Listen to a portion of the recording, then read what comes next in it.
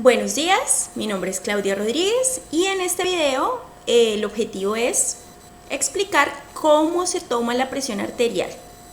Antes de continuar con el video, pues quiero como aclarar ciertas dudas que me llegaron del video anterior, preguntas que ustedes me enviaron por mail, otros me las mandaron a través de otras personas, pero igual pues la idea es aclararlas.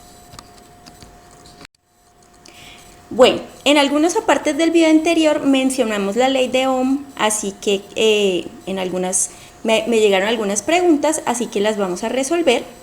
Lo primero es que seguimos viendo pues que la ley de Ohm nos sirve para entender un poco cómo funciona esto del flujo de sangre, es decir, que en vez de I, que es corriente, tenemos Q, que es flujo. Diferencia de voltaje, pues aquí tenemos es diferencia de presiones, como lo dice aquí, ¿verdad? Y en vez de, bueno, aquí resistencia, pues es resistencia, y que eso lo podría ser comparable a un flujo que tenemos que es el gasto cardíaco, en este caso es izquierdo. La diferencia de presiones podría ser la presión arterial media, y la resistencia, pues en este caso sería la resistencia vascular sistémica. Otra forma de mirar este postulado sería algo como esto, ¿no? La diferencia de presiones podría ser el flujo por la resistencia, o que la resistencia podría ser igual a la diferencia de presiones sobre flujo, y aquí tenemos más o menos cómo se comportarían, pues en este caso el gasto cardíaco, la presión arterial media y la resistencia vascular sistémica. O podríamos también ponerlo de esta forma, un medio de la resistencia es igual al flujo sobre la diferencia de presiones, que creo que el 1 fue el que nos faltó en el video anterior. Pero de todas maneras, esta es solamente una explicación básica de cómo funciona el flujo. Ustedes saben que el flujo sanguíneo no es una medida lineal, quiere decir que tiene muchas variables que lo afectan. Quiere decir que esto no es suficiente para entenderlo. Por eso, cuando nos vimos por última vez, hablamos de Poiseuille-Hagen y de esos dos investigadores que lograron descubrir cómo la viscosidad, cómo el radio, cómo la longitud influía en el flujo sanguíneo. Así que la ley de Ohm pues no es suficiente, pero nos ayuda a entender un poco más. Aquí es cuando los estudiantes me dicen, ¿qué? Pero ya había entendido esto. Bueno. Lo que tenemos que entender acerca de esta gráfica, y aquí le mando a Alejandro un saludo, que me mandó una duda sobre esta gráfica, es que en esta gráfica recuerden que uno en el sistema venoso, tanto en el sistema arterial, uno tiene unas válvulas y valvas que hacen que el flujo se mueva en forma unidireccional. Aquí se están saltando eso simplemente para que uno entienda cuál es el efecto que tiene el estar de supino, es decir, acostado, y ponerse de pie o en bipedestación. Entonces hay que entender que se están saltando algunas cosas, ¿no? Lo segundo es que lo que intenta explicar, entonces miremos en la gráfica de decúbito, es decir, esta, que vemos que empieza con un valor de referencia que es 95, que sería el valor de la presión arterial en la aorta, y luego nos muestra un valor 5 milímetros de mercurio menor en los pies y 5 milímetros de mercurio menor en la cabeza. Quiere decir que de esto podemos decir que hay una diferencia de presión aquí de 5 milímetros de mercurio, que puede ser la presión impulsora. Es decir, que P1, que sería esta, es mayor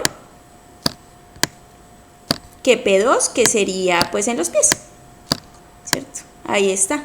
Entonces hay una diferencia de presiones de 5 milímetros de mercurio, tanto hacia los pies como hacia la cabeza. Algo que es claro allí es que en ningún momento nos están diciendo que la gravedad tenga algo que ver con la diferencia de presiones. Si observamos, la presión venosa es de 5 milímetros de mercurio, que la vemos por aquí, ¿cierto? Aquí está. Y la diferencia de presiones es la presión de la aurícula derecha, que es 2 milímetros de mercurio, igual hacia la cabeza, 5 y 2, o sea que también hay una presión 1 y una presión 2. Presión 1 por aquí, presión 2 por acá, ¿sí? En ningún momento, y nos muestran una diferencia de presiones, aquí está, entre el sistema arterial y venoso, de unos 85 milímetros de mercurio en estos dos puntos. Bueno, pero en ningún momento nos están diciendo nada acerca de la gravedad. Cuando la persona se pone de pie, es decir, en bipedestación, pues la gravedad ya empieza a contar, porque recuerden que la presión, cuando la presión es afectada por la gravedad, pues la presión es igual a densidad por altura por gravedad. Bueno, entonces, el hecho de que se ponga de pie quiere decir que ahora hay una altura, ¿sí?, que genera una presión que vimos en clase que se llama la presión hidrostática, que es una presión que es una diferencia entre dos puntos pero forzada por la gravedad, que ahí es donde viene la confusión. Entonces, ¿qué pasó aquí? Seguimos teniendo una presión de la aorta de 95, pero ahora, como el señor está de pie, pues hay una columna que hace que la sangre pese sobre ella misma. Es decir, aquí en este caso, 130 centímetros de los pies al corazón. Recuerden que el corazón, como es nuestro punto de referencia, pues era 0.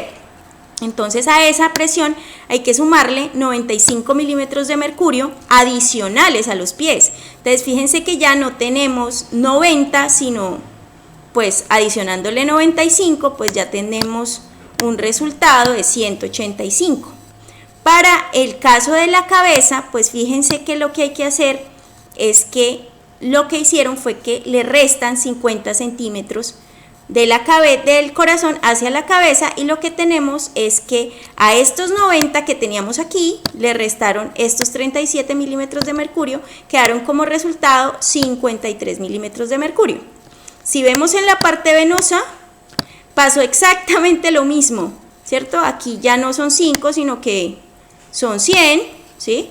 Y aquí ya no son 5, sino menos 32. Recuerden que no es que hay una presión de vacío en la cabeza, sino que es menos 32 milímetros de mercurio con respecto al punto del corazón, que en este caso sería 0. O sea que quiere decir que la presión que midamos a la altura del corazón, la de la cabeza está 32 milímetros por debajo de esa. Siempre recuerden que la presión siempre está comparada contra otra cosa. Nosotros nunca medimos presiones netas realmente, sino comparaciones entre dos puntos. Ok, si tienen alguna duda adicional con respecto a esa gráfica, necesito que me la envíen por correo o me lo pongan en un comentario o en la plataforma, bueno, como quieran, no importa, para asegurarme de que quedó claro. Entonces, recordemos, esta gráfica lo único que busca es explicar cuál es el efecto de la gravedad que genera presión hidrostática, que es que la sangre pesa contra ella misma y eso hace que aumente pues la presión en ciertos puntos. Pero lo que decíamos en clase, observemos que la diferencia de presiones entre un circuito y otro pues sigue siendo exactamente el mismo, ¿sí? Quiere decir que el flujo y la presión impulsora no se afectan por la gravedad, ¿sí? Eso es algo muy importante que tenemos que saber. Ok, la otra duda que había surgido era la diferencia entre distensibilidad y elastancia, y además que está de moda por estos días. Entonces, solamente para recordarla, tal vez no está muy relacionado con este video, pero como vamos a utilizar tanto esos términos, sí es importante que los tengamos absolutamente claros, así en algunas gráficas de algunos textos que aparezcan por ahí, como que estén usados indistintamente, pero es mejor como tenerlo claro. Entonces, la distensibilidad es la diferencia entre la diferencia del volumen sobre las diferencias de presión. O sea que en palabras castizas es como la facilidad para que algo se modifique de forma, ¿cierto? Entonces, ejemplo, nuestro corazón es distensible, pero también es elástico, porque la elasticidad entonces es volver a su estado original, es decir, las diferencias de presiones sobre las diferencias de volumen, tal cual. Ahora bien, por estos días han salido muchos videos sobre el COVID-19 y sobre la neumonía viral y lo que produce una cosa que se llama SDRA, que es síndrome de distrés respiratorio agudo, y lo que hace es que se produce una inflamación, una invasión de líquido inflamatorio a los alvéolos. Con el tiempo, el paciente pierde distensibilidad del pulmón y gana elastancia, es decir, que el pulmón se va volviendo muy rígido y por eso al ventilador le cuesta trabajo inflar el pulmón. Como para que ustedes, este es como un ejemplo clínico para que vean la importancia de estos dos conceptos. Muchos ventiladores muy modernos tienen pantallas que monitorean la distensibilidad y elastancia del pulmón para saber si va mejor, va peor o en fin. Entonces, por eso la importancia de tener muy claro estos dos conceptos, que igual más adelante en pulmonar pues le vamos a dar con toda.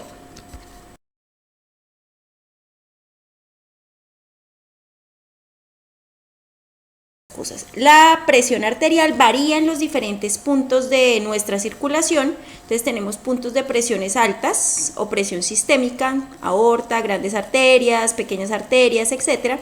Y tenemos puntos de presiones bajas como las presiones pulmonares y el circuito que comprende capilares, vénulas y arteriolas, que se denomina básicamente microcirculación.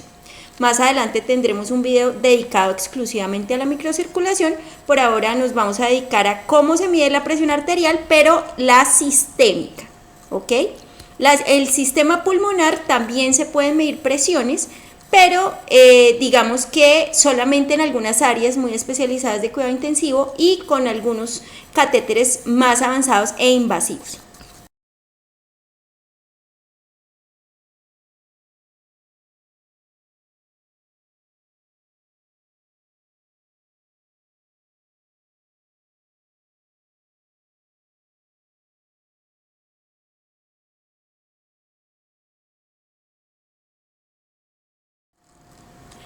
Bueno, entonces hay dos formas de medir la presión arterial. Una manera que podría decirse invasiva y una manera que podría llamarse no invasiva. La manera invasiva es la forma más fiable, se podría decir, de medir la presión arterial, ya que la idea es introducir catéteres directamente a los vasos y compararla contra otra presión. Acuérdense, nunca medimos presiones absolutas, siempre las comparamos contra otra presión. En este caso sería contra la presión atmosférica. Muy bien, entonces, ¿cómo se mide la presión arterial de modo directa? Digamos que tiene su historia. Aquí tenemos una gráfica de cómo hay diferentes formas de catéteres y que eso ofrece un reporte de presión que puede ser diferente. Entonces, si es de cara a la corriente, pues tenemos presiones un poco más altas, si la presión es lateral, un poco más amortiguado, y si el catéter está de espaldas a la presión, pues entonces va a estar mucho más amortiguado. Miren ustedes como las diferencias de presión que se generan. Ahora, ¿cómo empezó todo esto de poder medir la presión? A través de un catéter directamente a la arteria. Pues el primero que lo hizo fue un señor que se llama Stephen Hales en 1733, y lo que hizo fue que una columna de sangre de un caballo, digamos que usó esa columna o la observó para llenar un tubo que alcanzó una altura de casi 3 metros. Entonces se imaginó que algo estaba impulsando esa presión. Luego, el señor Poiseuille, que es el que hemos venido estudiando, realmente sí, por primera vez midió la presión arterial al conectar un tubo en U lleno de mercurio a arterias con un tubo que conectaba a otro con solución de bicarbonato. Ahora, de todo esto, entonces salió algo como esto que vemos aquí, que así se hacía antes, es decir, el catéter se conectaba a una especie de membrana con un diafragma flexible que convertía esta onda de presión como en una onda mecánica, y esa onda mecánica, pues el amplificador la cambiaba a un impulso eléctrico que era registrado.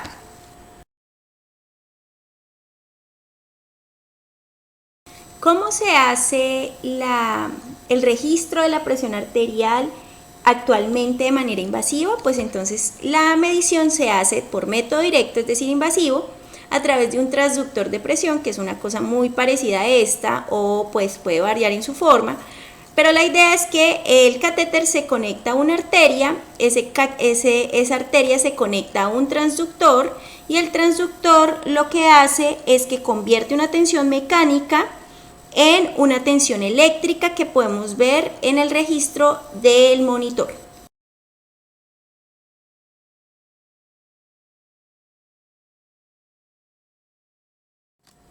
Aquí observamos una forma de catéter de los que se usan actualmente para las arterias radiales y braquiales. pero pues obviamente tenemos muchos modelos dependiendo de los proveedores que tengan, pero esa es, digamos, su esencia. La finalidad es que todo el circuito esté lleno de sangre o líquidos endovenosos, que podría ser solución salina, para que no haya amortiguaciones. Si hay burbujas de aire, entonces, ¿qué significa amortiguación? Que la onda de presión se ve disminuida por esa burbuja que hay dentro del catéter y ya no muestra la presión real en el monitor. Veamos algunas fotos reales. Lo primero sería ubicar el sitio de punción. Las fotos son de su servidora. Se puede, como lo vemos en la imagen, ubicar por ecografía, que sería como lo ideal. Si nos detenemos un poco en la segunda imagen, vemos que este es un ecógrafo, es decir, esta persona tiene el ecógrafo sobre la arteria braquial y aquí vemos la arteria en rojo y la vena en azul. Los colores no son porque las arterias aparezcan rojas y azules, sino es por la intensidad del flujo sanguíneo, es decir, que es roja a mayor intensidad y azul a menor intensidad y así.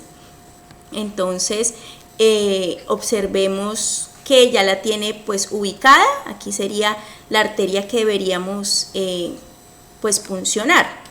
Aquí lo que se ve es que la persona ya logró pasar la guía y el catéter. En esta vemos como con el ecógrafo intenta visualizar la aguja o el catéter dentro de la arteria y va a ver algo como esto, como la imagen que vemos allí.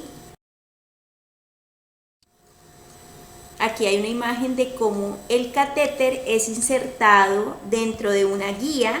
Esa técnica se llama técnica de Seldinger, es decir, se mete primero una aguja, a través de la aguja se mete una guía, que es una cosa larga de alambre flexible, y luego sobre esa guía se mete el catéter. Y finalmente lo fija, queda muy bonito. Trata de sacar la mayor cantidad de sangre del catéter para que quede solamente solución salina sin ninguna burbuja. Y listo, aquí tenemos la onda de presión arterial. La onda de presión arterial nos muestra una presión arterial sistólica, diastólica y media, 117/73 con media de 92. Adicionalmente el paciente tiene electrodos, una derivación de 2, que muestra una frecuencia cardíaca de 87 y un trazado electrocardiográfico de dicha derivación. Adicionalmente, si ustedes ven acá, dice PAP. PAP significa presión de la arteria pulmonar. Significa que el paciente tiene uno de esos catéteres largos que ingresa por la subclavículo yugular, llega a la cava, entra por la aurícula derecha, ventrículo derecho, a la arteria pulmonar. Observamos que la presión arterial de la pulmonar es 37/27 en este caso. Por favor, consulten si eso es normal o no. Y también tenemos una saturación de oxígeno del 95% para este paciente. Es decir, que tiene un oxímetro de pulso tal vez en un dedo.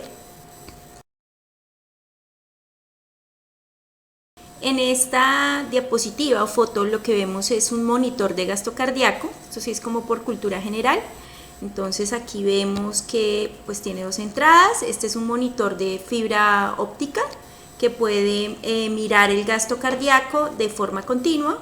Entonces vemos que el gasto cardíaco en este momento es 4 litros por minuto de este paciente y un índice cardíaco de 2.6 con una saturación venosa de oxígeno de 74% y una temperatura corporal de 37 grados centígrados.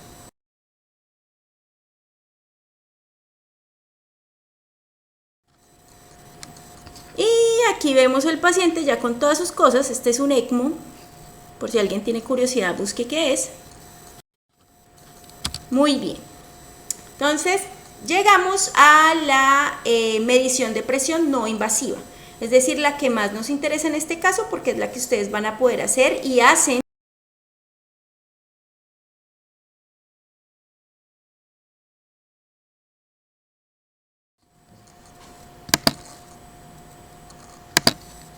Muy bien, para medir la presión de forma no invasiva, pues muchos de ustedes ya habrán aprendido que se usa algo conocido como esfingomanómetro. Este instrumento pues consta de un manguito y una columna de mercurio, y lo que hacemos es que podemos usar dos técnicas a partir de estos dos elementos.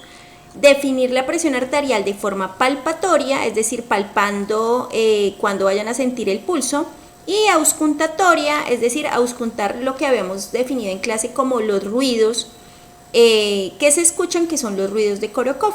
Una de las tareas era ver de qué se trataba cada ruido, cuáles eran y etcétera, pero bueno, lo vamos a decir entonces ahora. Inicialmente lo que se busca es que aumentamos la presión del manguito hasta este punto que debe ser superior a la presión sistólica. ¿Para qué? Para que la arteria braquial quede totalmente cerrada y el flujo de la arteria braquial quede detenido. Muchas de las técnicas más contemporáneas, se podría decir, de toma de presión arterial, nos sugiere que para eso estemos palpando el pulso y en el momento en que desaparezca, pues inflamos 10 o 20 milímetros de mercurio más y nos detenemos allí. Algunas técnicas más modernas han cambiado, pero la idea es que la presión se haga hasta que la arteria se detenga su flujo. Cuando se empieza a soltar, esta línea roja indica cómo se empieza a soltar la presión del manguito de forma suave.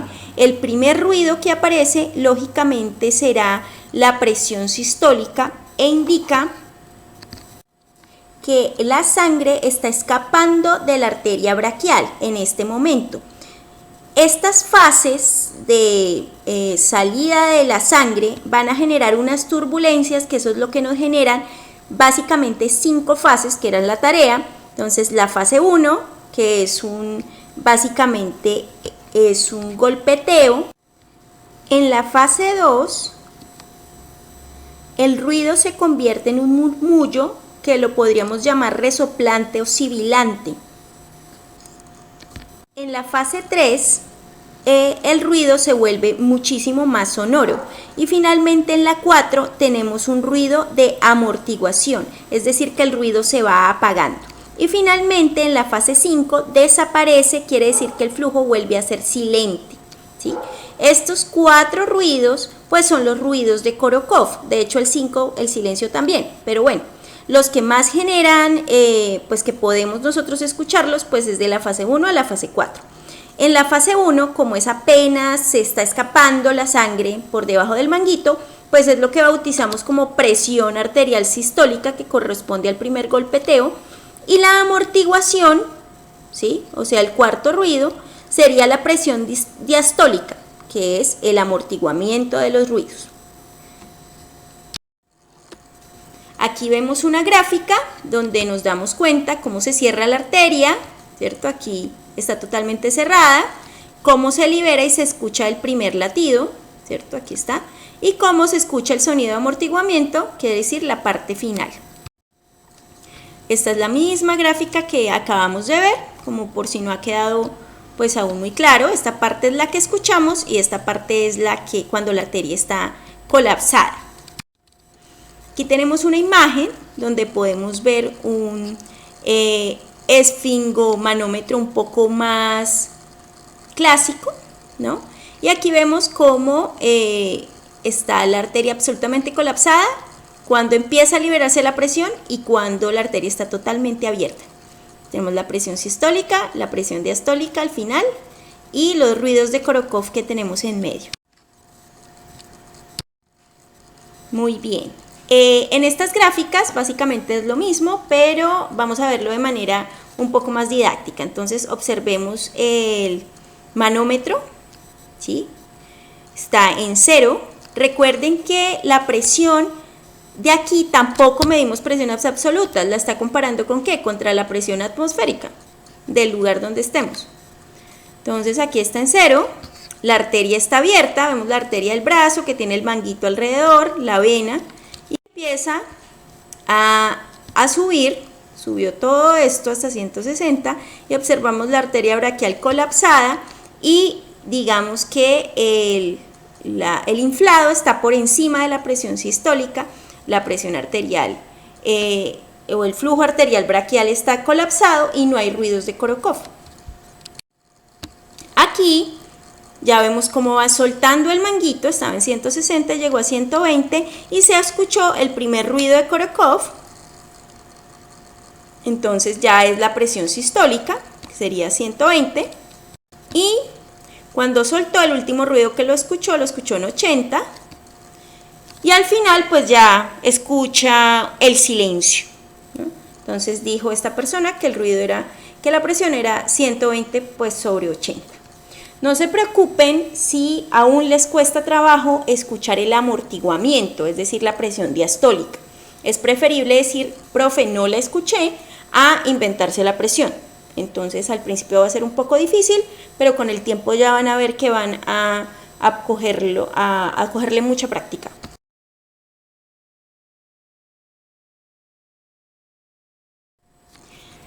Bueno, como estamos hablando de el pulso arterial y de la toma de presión arterial, pues es importante que ustedes sepan que más adelante, especialmente en semiología, aprenderán que las características del pulso, que no solamente son importantes la presión arterial y los signos vitales en general, sino el pulso arterial que ustedes palpan sobre la radial, sobre la braquial, la carótida, etcétera, tiene unas características que pueden ser de importancia semiológica y clínica.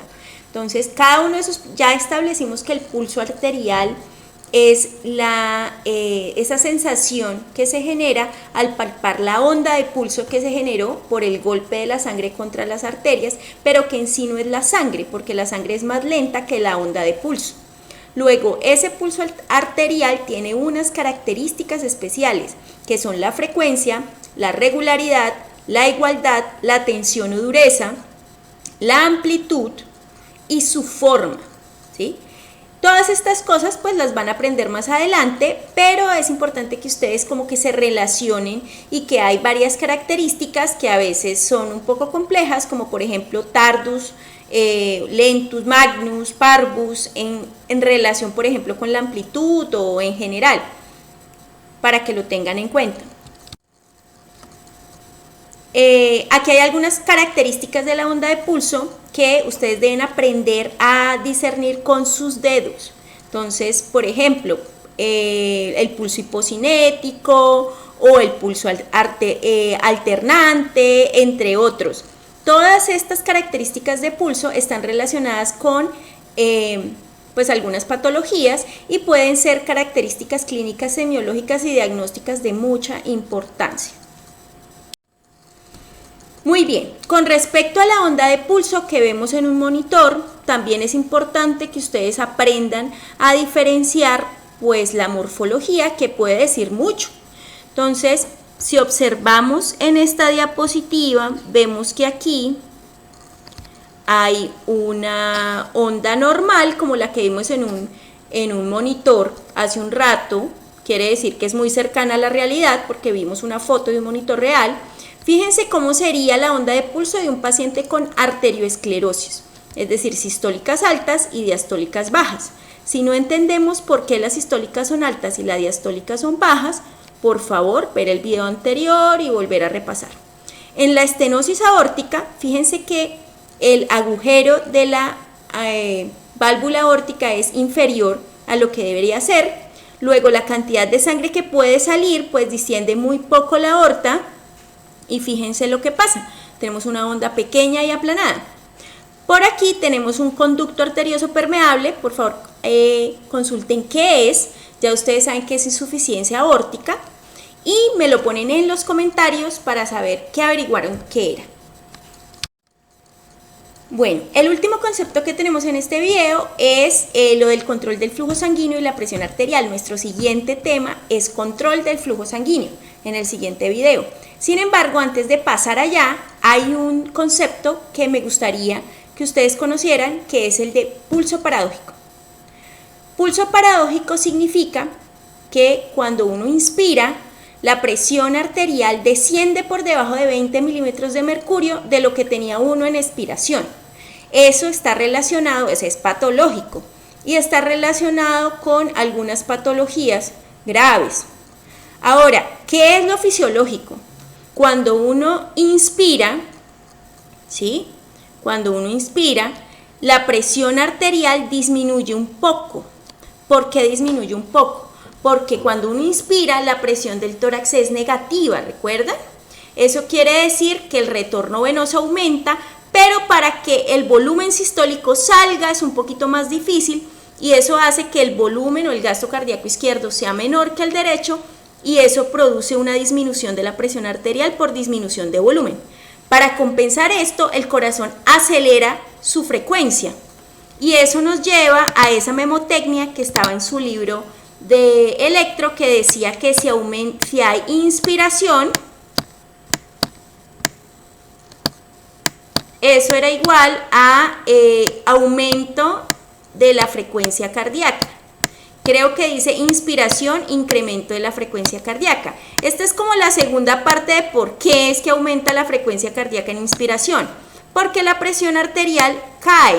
¿Por qué cae? Porque es más difícil sacar el volumen sistólico cuando en el tórax hay presiones negativas por inspiración, ¿sí?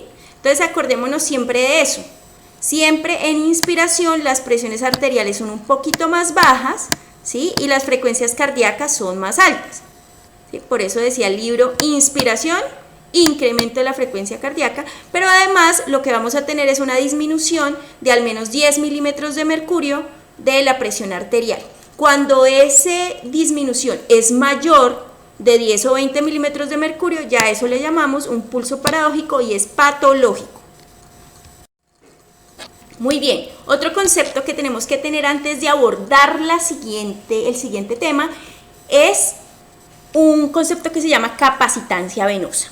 Hasta ahora habíamos hablado de distensibilidad, es decir, los cambios de volumen frente a los cambios de presión como los tenemos acá.